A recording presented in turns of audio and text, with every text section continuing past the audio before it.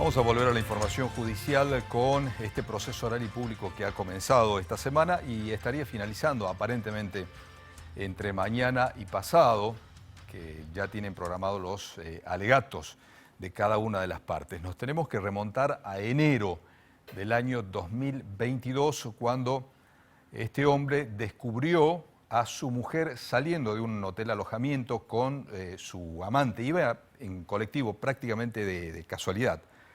Pasaba en colectivo, advirtió esta situación de la que tenía conocimiento, aparentemente se bajó y atacó al amante de su esposa. La cuestión es que después terminó con varias heridas de arma blanca, se contabilizaron entre 5 o 6, internado en el hospital regional, el hombre herido, y finalmente por distintas cuestiones o complicaciones terminó perdiendo la vida mientras estaba internado. La cuestión es que ahora el agresor está siendo juzgado por homicidio simple. Tenemos con nosotros al doctor Martín Rojas, que es el abogado defensor. Doctor, ¿cómo le va? Gracias por la presencia. ¿Cómo le va, Carlos? Buenas noches. Bien. Sí, como usted lo refirió, esto data del año 2022, el 17 de enero, en las circunstancias en las que mi defendido transitaba en colectivo junto con su pequeña hija de 8 años, advierte la presencia del amante de su concubina y en un momento determinado, que es justamente el motivo por el cual nosotros abonamos la teoría de la emoción violenta, Sí. Se baja del colectivo y lo ataca. Es un momento de furia, de un desenfreno emocional que termina justamente con las heridas que le propina con un arma blanca, de la cual él no tiene registro, porque él luego del hecho deambula literalmente casi como un zombie, porque todavía no tenía registro de lo que había hecho. Poco después de ese hecho, y casi de forma inmediata, es aprehendido y conducido, por supuesto, a la dependencia policial.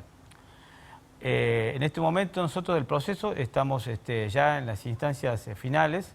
El día de mañana tenemos los alegatos, en el cual el Ministerio Público sostiene la teoría del homicidio simple, teniendo en cuenta que habría actuado con pleno conocimiento e incluso hasta con cierta premeditación, teniendo en cuenta que él tenía un conocimiento previo de la existencia de esta relación, la cual nosotros no negamos como defensa, pero nunca había intentado atacar al amante de su concubina, nunca.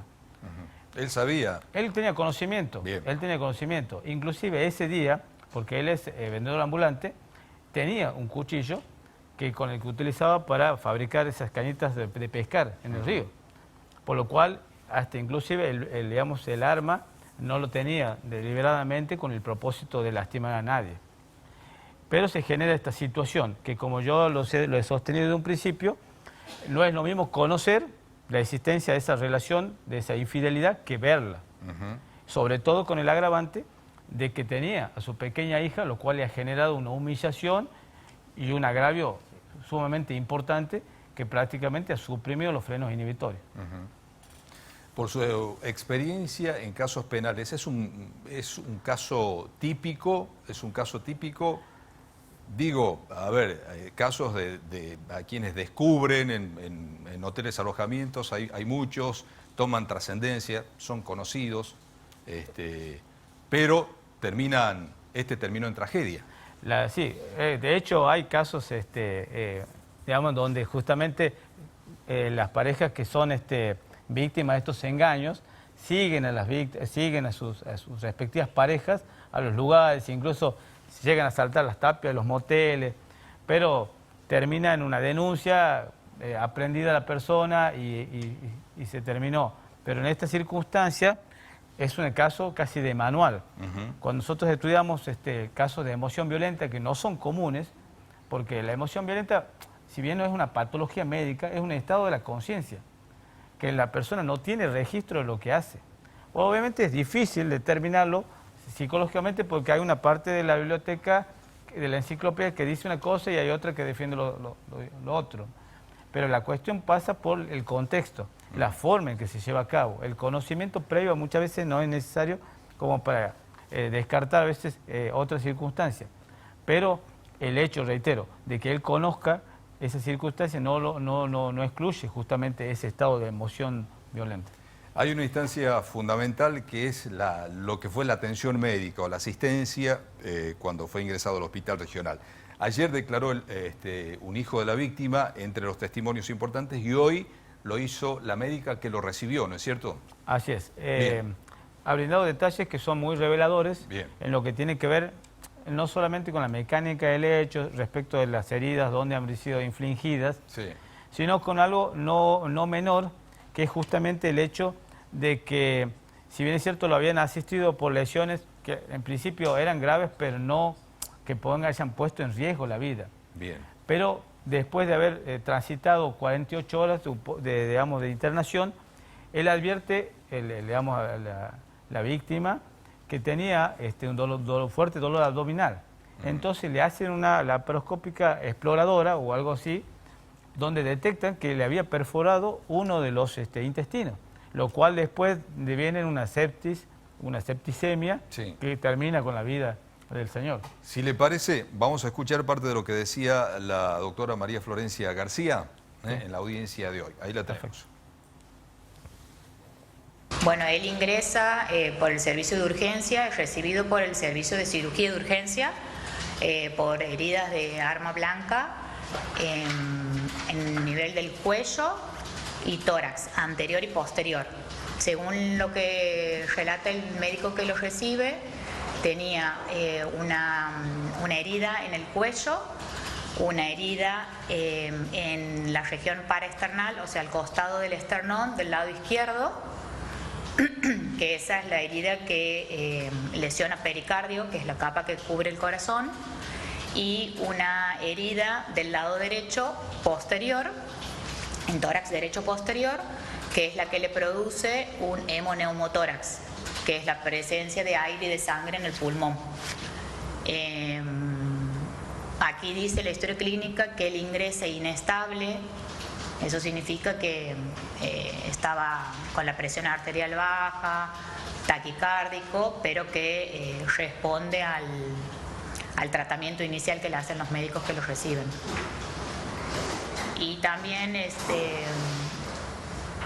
le hacen una ecografía, que en la urgencia se llama EcoFast, que es una ecografía de urgencia en la parte abdominal para ver si tenía líquido libre, que eso hace sospechar de lesión de los órganos abdominales, que en ese momento era negativa.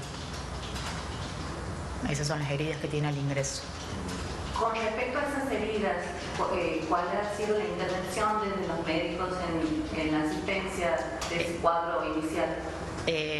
Dice que le pone del lado derecho, como tenía la lesión del tórax, que produce presencia de aire y de líquido en el pulmón, le colocan un TAP, que es un tubo de advenamiento pleural.